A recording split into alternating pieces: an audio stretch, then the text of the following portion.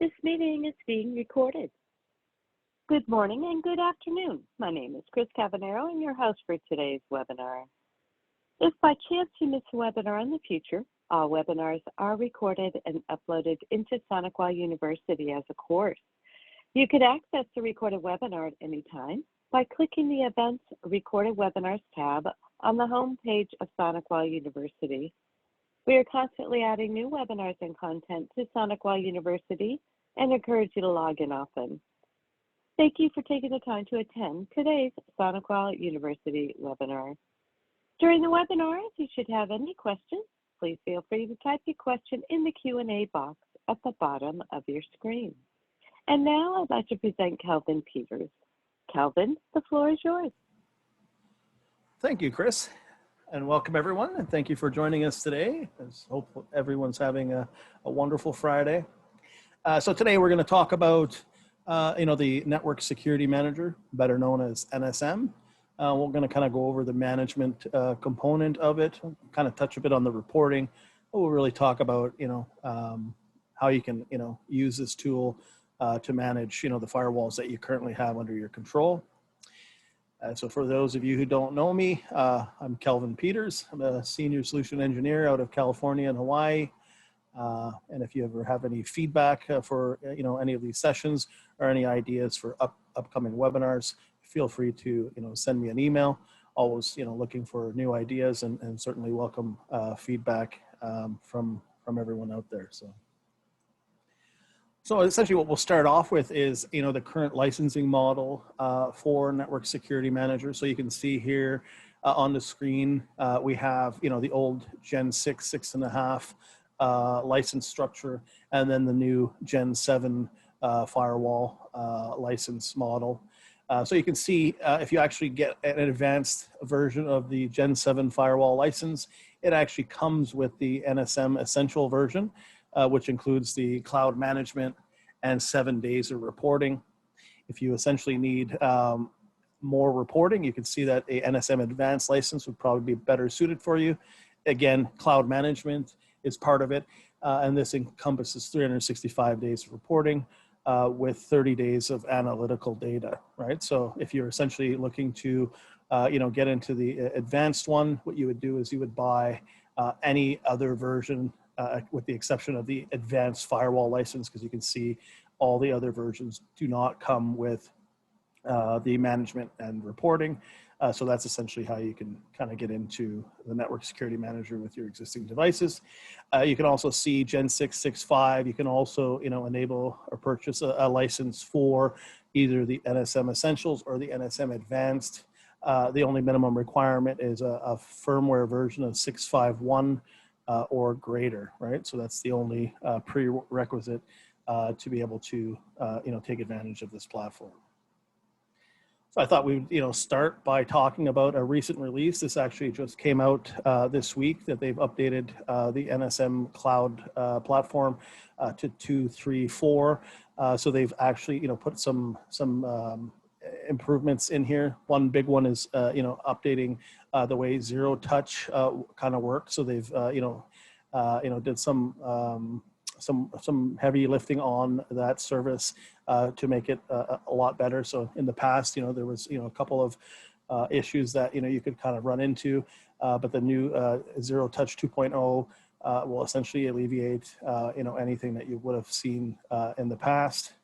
And then the other three big components really comes down to reporting and analytics. So this is really talking more specific about the advanced NSM license. So one big thing that they've added was essentially system events for Gen 7 firewalls.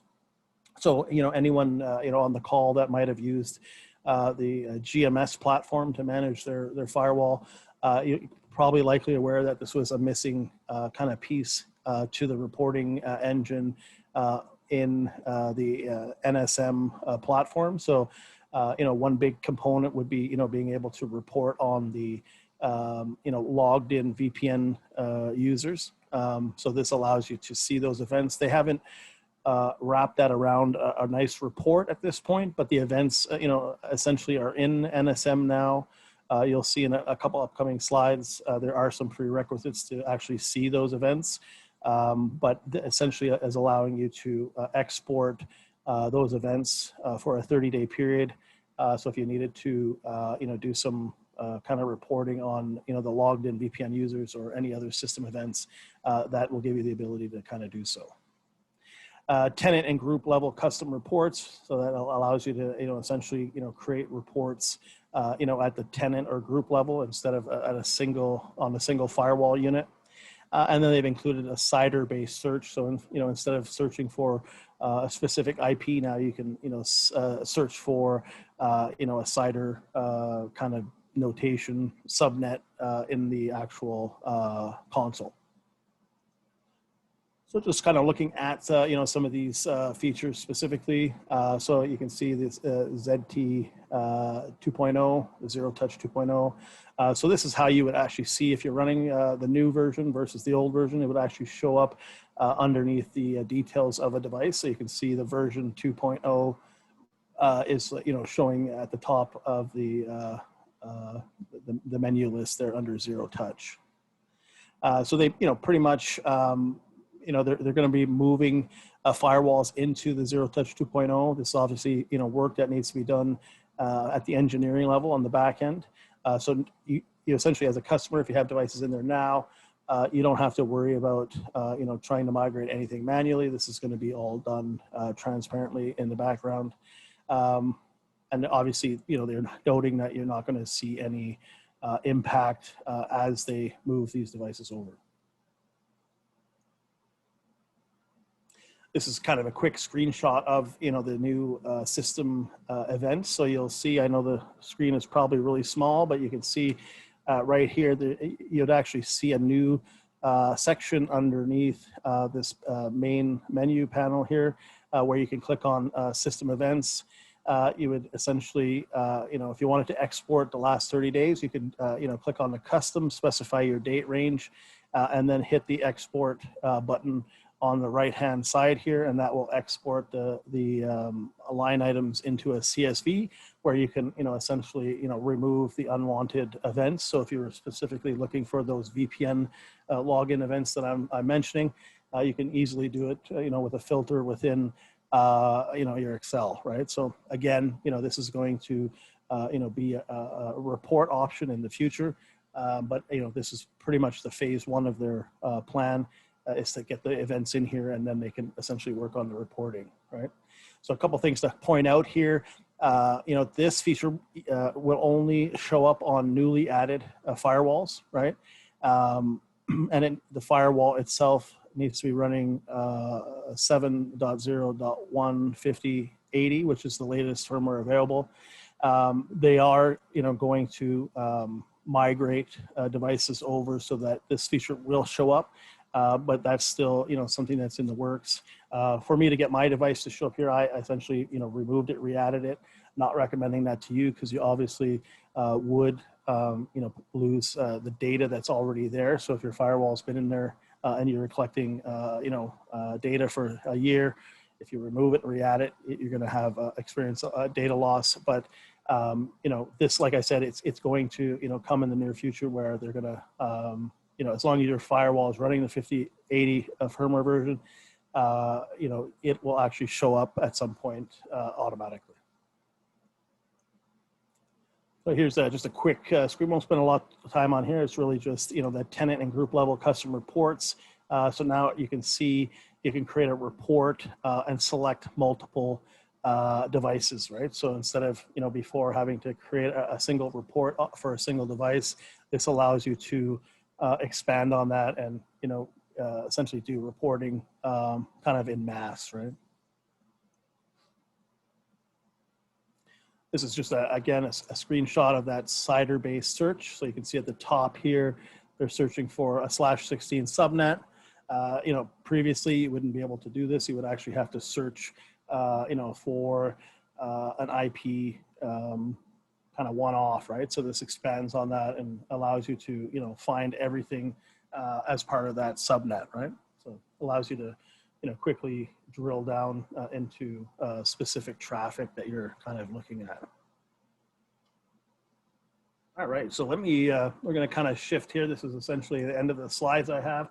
We'll spend the rest of our time in the actual NSM console. So you guys should see my SonicWall here pop up.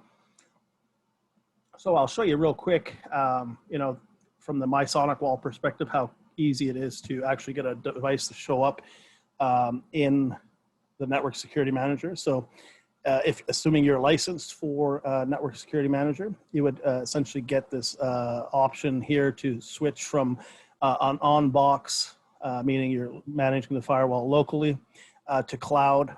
And, you know, essentially, you know, enabling zero touch, that's always my recommendation. You know, there's a few benefits to it. One is, you know, by enabling zero touch, you don't actually have to go into Network Security Manager and configure any additional information. So if you don't use zero touch, you would actually have to go in once you turn on the cloud part here, you would actually have to go into Network Security Manager and then specify the IP and admin credentials for that firewall so that Network Security Manager can reach out to the device and onboard it.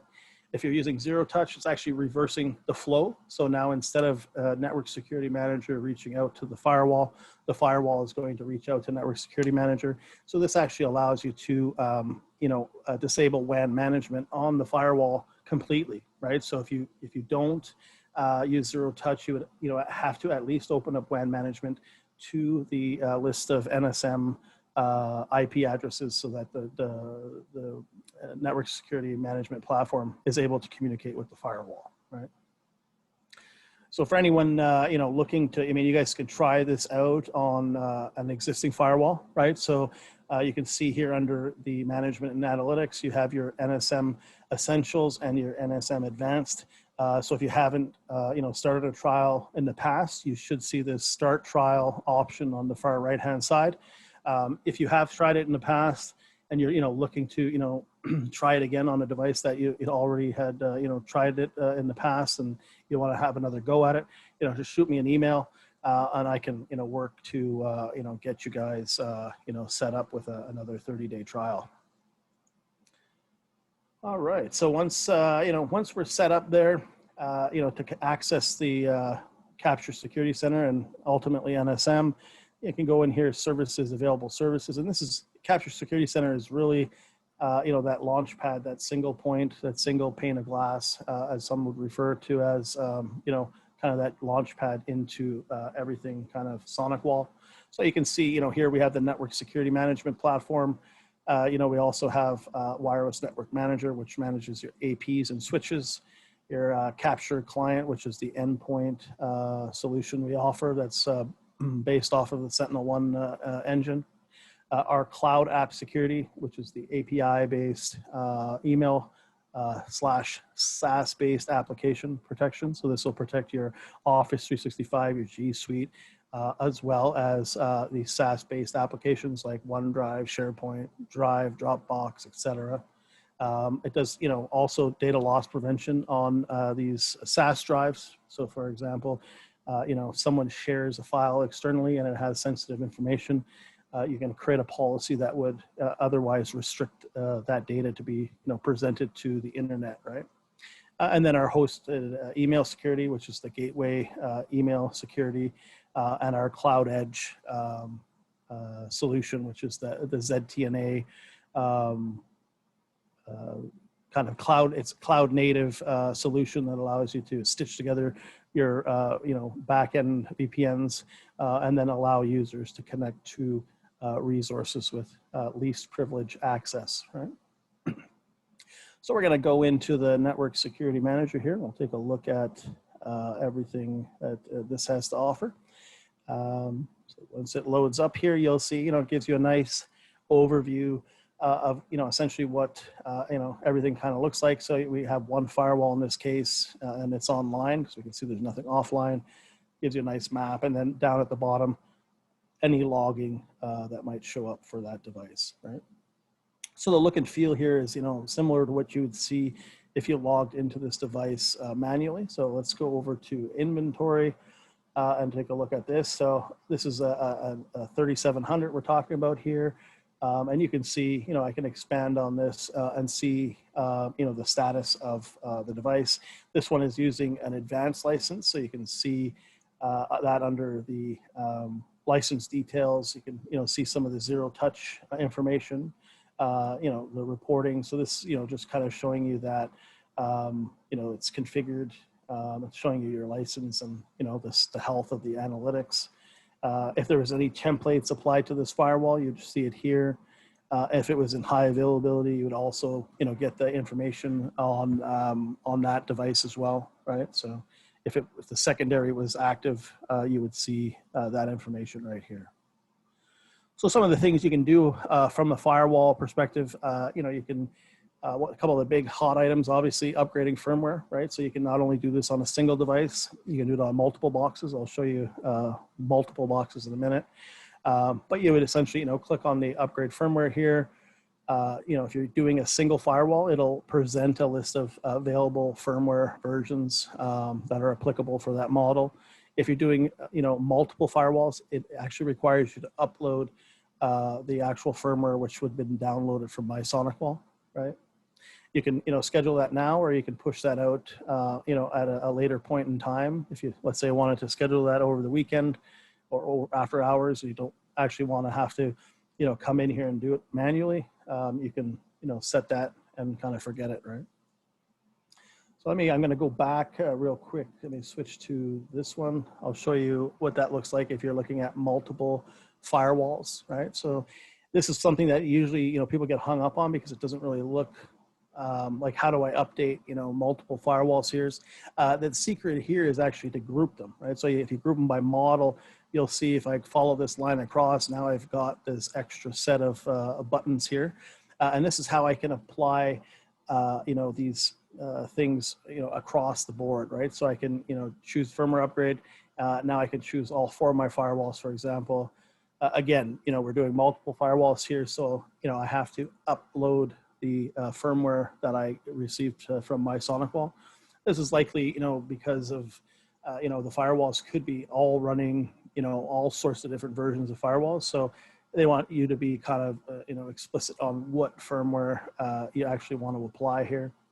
And, again, push it out now or, schedule it on a schedule, right? So again, if you wanted to do that after hours and you didn't want to, have to sit there and babysit this, you can do it and then just kind of check back, in the morning to make sure all the firewalls are back online. All right, let me go back here. So we'll talk about, we haven't talked about templates, but what you can do, essentially templates will allow you to kind of recycle config. Okay, so we're gonna get to templates in a minute. But what you can do here is actually take a template and then attach it to a group, right? So you can even make that group a zero touch, which means if we, enabled zero touch in the SonicWall, the kind of workflow here would be, the device comes online, it checks in with SonicWall, downloads its licensing, right? And then it'll onboard itself into Network Security Manager.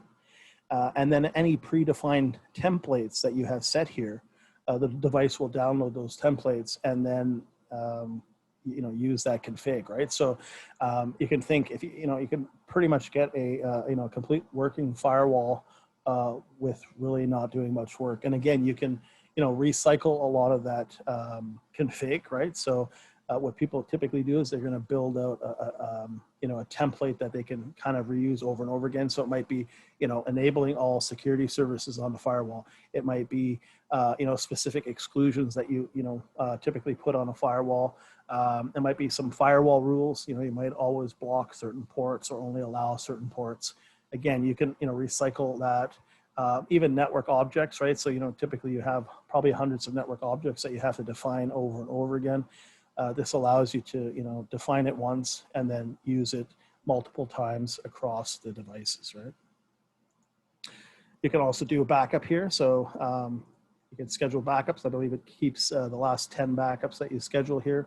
You can not only do the config backup, but you can also back up the technical support report. So this is pretty valuable when you talk about, if you had to get in touch with support on an issue that, you saw a couple days ago, And then now they ask you for a technical support report, and you're like, well, I don't have one at the time the issue occurred.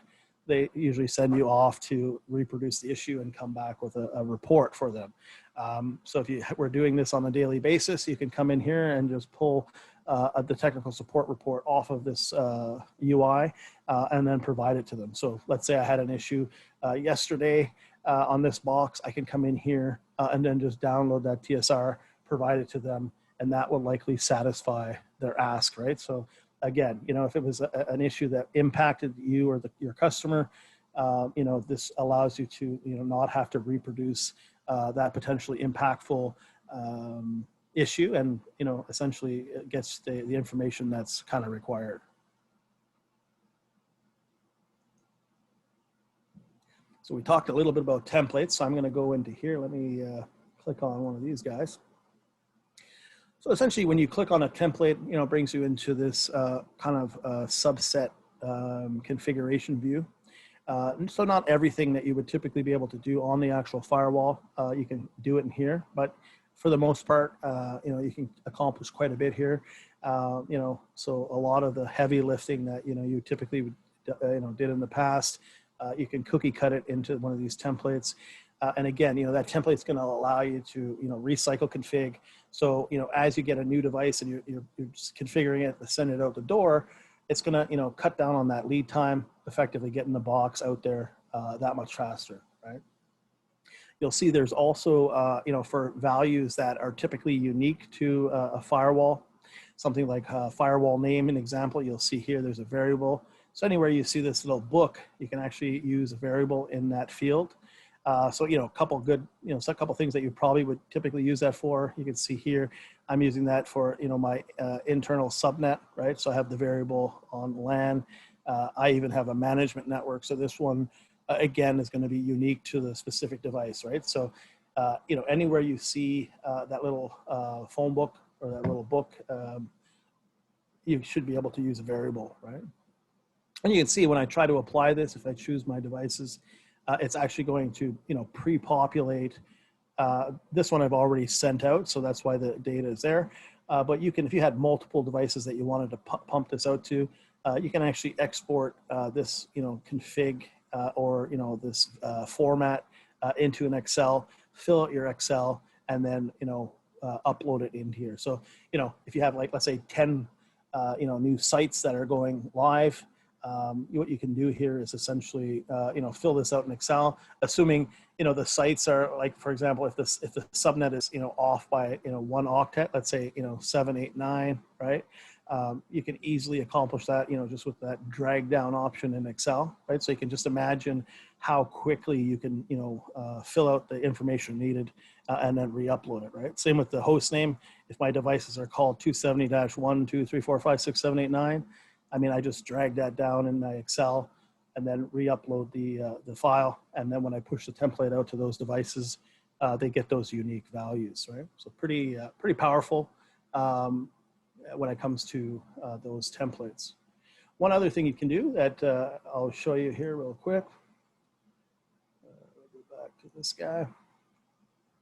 So I can actually come here, and if I, you know, wanted to, I can actually export to template, right? So what this is going to do is it's going to export the current configuration from that device into a template. So if I go back here, you'll see this was an export that was exported from that TZ670.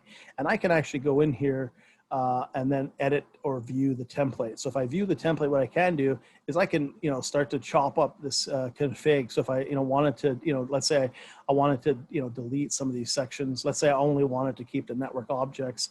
I can actually delete these selections and then just, you know, recycle that little piece of config, right? So, you know, and why reinvent the wheel when, you know, if you have something that you've already, you know, worked on and you feel that that's, you know, pretty close to, you know, being your template that you want to use over and over again, you can use this kind of strategy to, you know, build out, you know, the config without, you know, doing a lot of man hours, right? So this is really going to cut down on, you know, the amount of man hours that you're going to spend, you know, configuring these devices, right?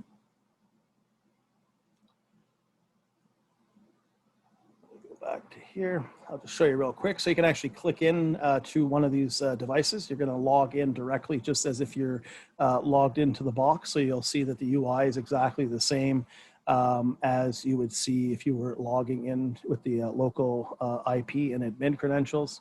The only difference here is you'll see that there's a commit and deploy at the top. So if I was to, make a config change, what you'll see, it'll start queuing up at the top. And then once I'm ready, I click it to kind of push it out to the actual device, right? So let me go in there. I'm just going to create, the most basic thing here. Make an address object because that's pretty simple.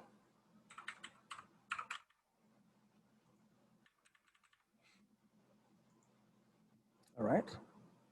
So I created a network object. You'll see now it's queued up at the top.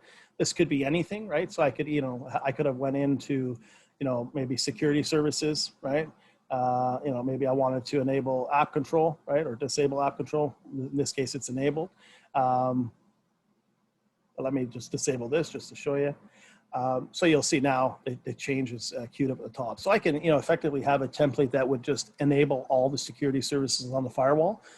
So, you cut down on, a couple things here. Obviously, human error, right? We all make mistakes, especially if you have, a firewall, obviously a lot of configuration touch points.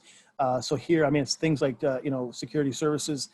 You can, ensure that your template is enabling all the security services. And then when you apply it, there's no kind of room for error in, missing, one security service, and then all of a sudden that becomes a problem, right? So I'm going to go ahead. You can see this is where I would deploy it. I clicked on commit and deploy. It looks like it's a 4-step process. You can actually, put in a reference to a ticket number, right? So you'll see when we actually push this out, we can actually look back at the history and actually see, the changes that have been made, right? So I can actually review this before I push it out. You're going to see it's in like a JSON format.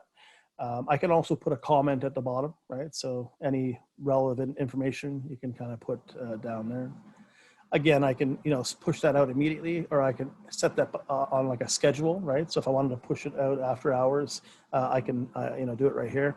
I'm going to just deploy this right now, just to give you an idea of what it looks like. You'll see this is going to go green once it gets pushed out there. There we go. So that's the indicator that it's live. So if I click on redirect to commits, this is where you can kind of see the history, right? So you can see, you can review the changes, right? Those are the changes we just made, right? So, even from a perspective, so let's say, I don't know, there's an issue that happens in the network. You get the call from the end customer. You can quickly look in here, to see, was there a change made that might have introduced this issue? So you can really review what's kind of happening, right? Maybe there is a ticket number, right? So maybe something's not working. You look in here and there's a ticket number that makes reference to, maybe the manager over, at that location who explicitly asked to block a site. And, so you kind of, have reference to, things going on. Also from an audit perspective, you can see, the user that's making the change. And this is tied to the SonicWall account. So again, if each one of your users that log in here are, have their own SonicWall user, this will allow you to see, who's making what changes, right? So my recommendation, if you're using the network security management platform, really lock down, the ability for, the users to log directly into the firewall, right? So, what I always recommend is, taking that local admin password, locking it up somewhere, and then only using it in the event that, there's an emergency and, the engineer has to go on site to bring the device back up, right? So, a lot of good things here. You can see, that information. So it really helps from that front. There's also one other thing that kind of mentioned when we talk about, pushing out changes. They have this term of approval workflow for tenant, right? This is kind of like a change management workflow, right? Can also be used if you have new individuals in the organization, who maybe you pair up with a senior resource, right? So you allow them to make the changes, but before they actually get pushed and go live on the actual firewall, that other resource can kind of look at the changes, before they're actually pushed out. So what you do is you define an approver, right? And then when you enable this, you'll see, if I click on commit and deploy, you'll see there's an actual approval step now injected into the commit and deploy workflow, right? So, let's say I queue it up, it'll send an email off to the approver. The approver then approves it, and then it'll follow any schedule that's set on it, right? So if it's to push it out now, it'll push it out now. If it's set for later on, then it'll push out later on.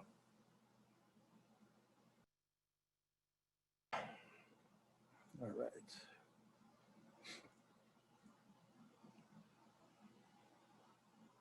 Let me go back to this guy. So they've done a pretty good job with allowing you to set up some advanced topologies here. So they have this VPN topology that allows you to set up some pretty advanced VPN topologies. So if I click on here, you'll see, I have a couple options: hub and spoke, full mesh, partial mesh, and point to point. So you can just imagine if you take something like a full mesh, it had like 5 firewalls involved. Obviously each firewall has, potentially a connection to every other firewall, right? So you can think each firewall would have 5 VPN tunnels, right? If there was 5, or if there's 5 VPN or peers involved, you'd have, at least a tunnel to those other 4. So this allows you to set up some pretty advanced topologies, right? You can just imagine how much config is, part of a topology like that. So you can see it's a 4-step wizard. And if you actually, let me edit this one. So you can see this one is a hub and spoke. So you really just define your security associations, specify the WAN interface, the gateway, and then essentially, your protected network on that side, and then you add in the spokes, right? So in this case, we have 2 spokes. All right, so I mean, it's pretty easy to do. You can see, like I said, 4-step process. Once you click on apply, what will happen is it'll queue up all the changes required to make that topology active. So you'll likely see, a few hundred changes at the top across those 5 devices, right? All right, so they've done something similar to with SD-WAN. So for you guys who don't, know or use SD-WAN now, so this is giving you a little bit more intelligence to, traditional WAN link failover, right? So typically your WAN link failover is either up or down, right?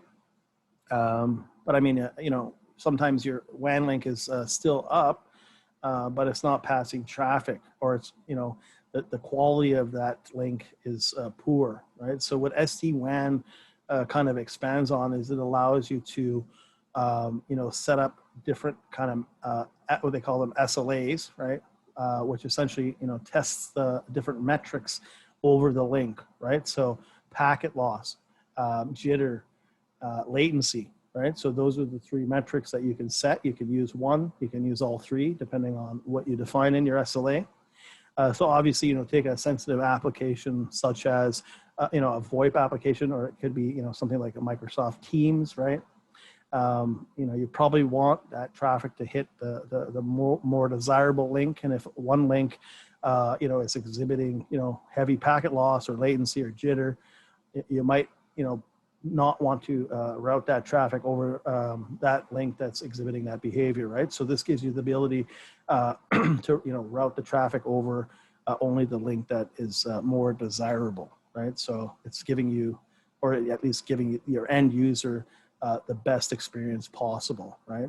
Obviously, if both links or all the links that you have as part of the SD-WAN setup, become problematic, have, less than desirable metrics, you can always, send the traffic out a backup link. So you define, that backup link so that at least, the traffic does reach the destination.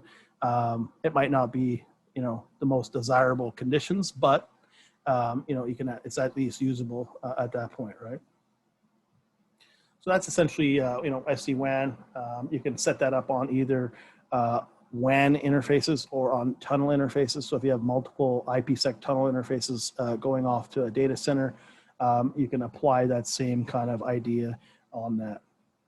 SD-WAN allows you to also use app control. So when you set up, something in the app control, you can define, like, let's say, for example, I want all my Microsoft Office traffic, to be subject to these SLAs. I can easily just define that in my SD-WAN policy, right? And, I don't have to know, all the hundreds of potentially servers that Microsoft has offering that service, nor do I even need to know the ports, right? I'm just identifying the traffic by application, right? So it really allows you to, get something set up that works quite well without really knowing a lot of the ins and outs to that application, right? And again, if I, let me just edit one of these. So you'll see this is a 3-step wizard, right? I define either I'm using internet, which is really WAN interfaces, or branch to data center, which are IPsec interfaces. You can't kind of combine the two, right? And then you'll see this is where I can either select my service. Service would be, if I know the port, I know the source and destination IP, I can configure it that way. Or I can, opt to use an application, right? So I define the application here. And that's essentially, all that you would really need. Again, you can specify the devices. And then again, you save it and apply it. And then it will actually, it'll actually show up as a commit and deploy. So all the changes required to make that happen. So I'm going to go back one step. I just want to show one of the new features. A lot of people ask about this. So this guy.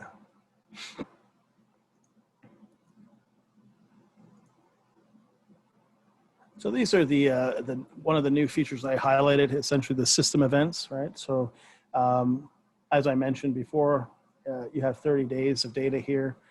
You can actually do a custom export. So I specify my date range, right? It'll go back 30 days. And then I can export it, right? And then once I have that information in an export, I can kind of, cut it down to, what I really want to report on, right? So if it was those user VPN events, I'd be able to, get that information into the Excel. And like I said, will, be part of the reporting at some point. But the first stage was to get the events to show up here. And it looks like this is essentially what they've done, so.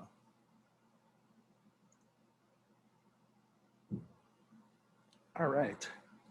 So now, a couple things we can talk about essentially reporting. So let me, show you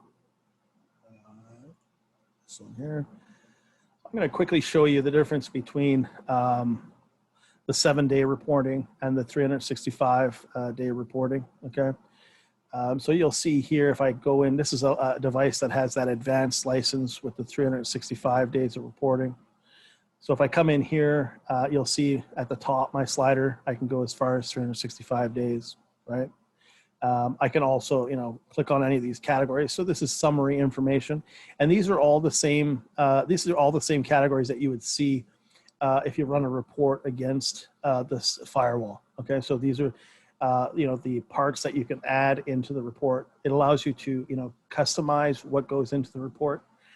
More specifically, when you start to talk about details, if you wanted the actual details, you can limit that, right? So obviously, if I chose the top 10 or maybe the top 25, as I choose more, that report's going to grow, right? So, we can talk about hundreds of pages of report that will be difficult to sort through, right? But you can cut it down to, whatever kind of makes sense for you in your environment, right? You'll notice here, usernames, right? So I don't have SSO set up, but I could have SSO set up in one of two different ways. So what SSO allows you to do is you can set this up on either like a domain member, right? And essentially what it'll do is report back the logged in user. So there's an SSO client that you can install on either a domain controller or a member of the domain. And then essentially allow it to report back the logged in user information. You can also accomplish this if you're using our capture client endpoint solution. It also reports back the logged in user. One advantage of that product is the machine doesn't even have to be on a domain. So even just a local user on a machine, it'll report back that name that's logged into that machine. So, for these non-domain types of environments, it'll still allow you to get that information into the reporting. So, I mean, getting the name in there is, quite valuable, especially when you start, looking or doing investigations, on things that might have occurred, right? So maybe you're trying to track down a machine that, might have had a virus, or maybe there was an intrusion against it and you wanted to, take a look at the device. This will allow you to, see the name rather than an IP address that could have changed, right, over time, right? Especially if you're using a dynamic scope, which, it's quite common. So, if someone had an IP 2 days ago, they might not have that same IP today. So you might be, chasing the wrong machine, right, at some point. But obviously, if you're following the user, it makes it a lot more easier to, really identify what machine, we're talking about, right? So that's essentially, you'll see, we have those two categories, the summary and the details. I also have this analytical section down here. And so let me just expand that out. So you can actually come right here and actually drill into any of these to see the actual raw logs. You can also click on this little configure at the side and then actually create, a policy rule, right from this point. Essentially you can set this up, and then once you click on apply, you'll see it'll commit the change up at the top, which you just push out to the device, right? It also includes some rules and notifications. Again, this is part of the advanced license. You'll see when we get over to the essential version, you won't see the ability to do this. You can actually add a rule. So this could be network usage, threat, web activities, or geolocation, right? And you can set this up. You'll see there's also subcategories that you can on to be notified if something was to, fall into that category, right? So let me go back. I'm going to show you quickly the essential license.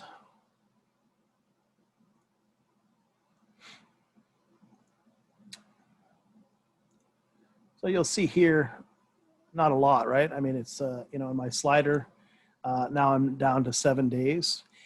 So the report that you would typically see out of this would be the capture threat assessment report. It's the same report that you would typically see on your firewall. And you can pull it off your firewall today. Obviously, the advantage here is you can schedule this report from within NSM, right? So you can send out a report on probably a weekly basis would make sense, because it only keeps 7 days of data, right?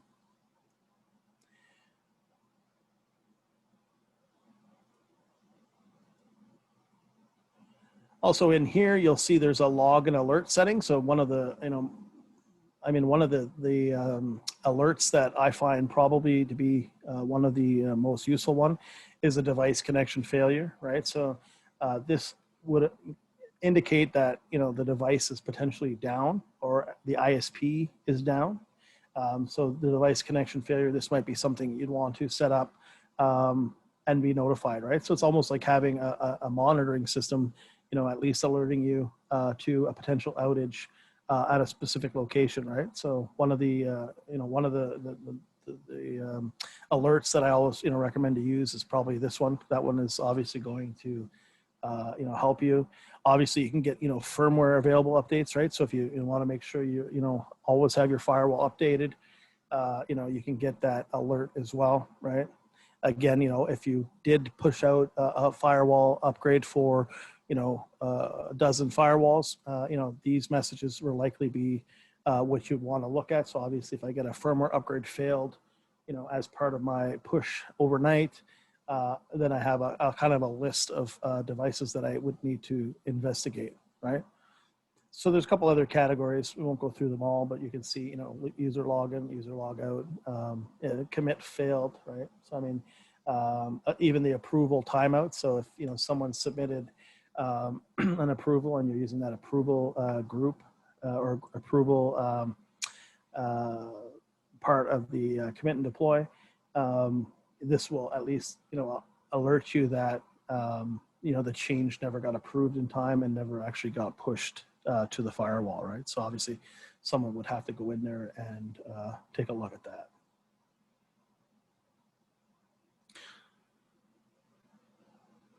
All right, so that's pretty much all I have, for today.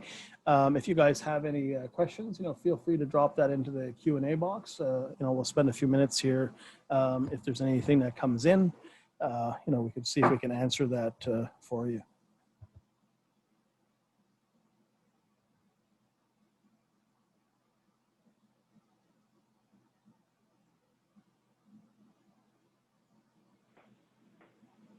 I don't see any questions coming through, Kelvin.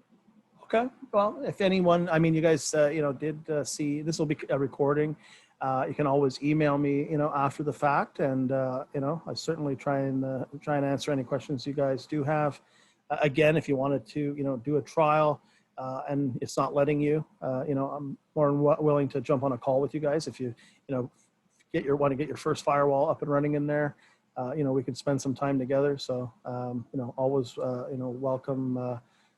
Having a call with anyone to get them, pointed in the right direction. So I thank you guys for, attending, and I'll pass this back over to Chris to kind of close us off here. Great. Thank you, Kelvin. And we'd like to thank everyone for attending today.